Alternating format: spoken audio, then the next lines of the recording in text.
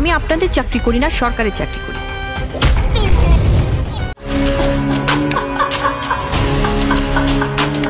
ঈদের সিনেমার গান, টিজার, ট্রেইলারে জমজমাট সামাজিক যোগাযোগ মাধ্যম।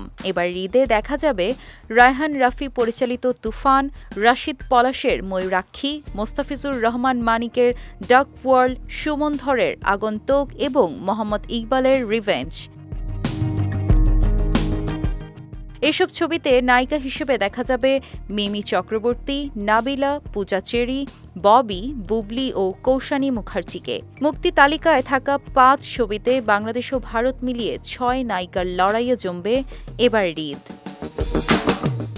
২০১৬ সালে আয়নাবাজি ছবি দিয়ে বড় পর্দায় অভিষেক ঘটে মাসুমা রহমান নাবিলার। প্রথম ছবিতে অভিনয় করে আলোচনায় আসেন তিনি। ঈদে তাকে দেখা যাবে শাকিব খান অভিনীত তুফান সিনেমায়। এ সিনেমায় কেন্দ্রীয় নারী চরিত্রে অভিনয় করেছেন ওপার বাংলার মিমি চক্রবর্তী। তুফান সিনেমায় প্রথমবার শাকিব খানের সঙ্গে অভিনয় করেছেন তিনি। ছবিটি প্রযোজনা করেছে Alpha I Studios Limited, digital partner Chorki ও ইন্টারন্যাশনাল ডিস্ট্রিবিউটর হিসেবে আছে এসভিএফ। পাপ সিনেমার পর আসন্ন ঈদে ময়ূরাক্ষী নিয়ে আসছেন অভিনেত্রী ববি হক। এ সিনেমায় তাকে নয়নতারা চরিত্রে দেখা যাবে।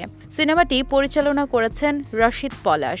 ময়ূরাক্ষী একটি প্রেমের সিনেমা, থাকবে প্রতারণার গল্প, তাই সিনেমার ট্যাগলাইন দেয়া হয়েছে বেঈমান পাখির গল্প। প্রত্যেক ঈদেই প্রেক্ষাগৃহে থাকেন অভিনেত্রী বুবলি।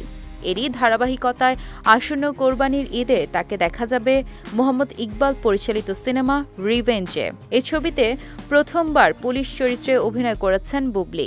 রিভেঞ্জে বুবলি অভিনয় করেছেন জিয়াউল রোশনের বিপরীতে। গরিবের ভালোবাসা শুধুমাত্র চাঁদের সাথে, মানুষের সাথে হয় না। ঈদে মুক্তির তালিকায় থাকা ডার্ক ওয়ার্ল্ড সিনেমাটি নির্মাণ করেছেন মোস্তাফিজুর রহমান মানিক। এই সিনেমায় অভিনয় করেছেন ভারতের কৌশানী মুখার্জি। একমাত্র ওয়ালটন এসি দিচ্ছে ১ বছরের রিপ্লেসমেন্ট গ্যারান্টি এবং কম্প্রেসরের ১০ বছরের গ্যারান্টি। প্রযোজক ও অভিনেতা মুন্না খানের বিপরীতে দেখা যাবে এ অভিনেত্রীকে। নূরজাহান ছবি দিয়ে বড় পর্দায় নায়িকা হন পূজা চেরি। এই নায়িকার সর্বশেষ মুক্তি পাওয়া সিনেমা ছিল লিপস্টিক। এবার ঈদে তিনি প্রেক্ষাগৃহে আসছেন আগন্তুক সিনেমা দিয়ে।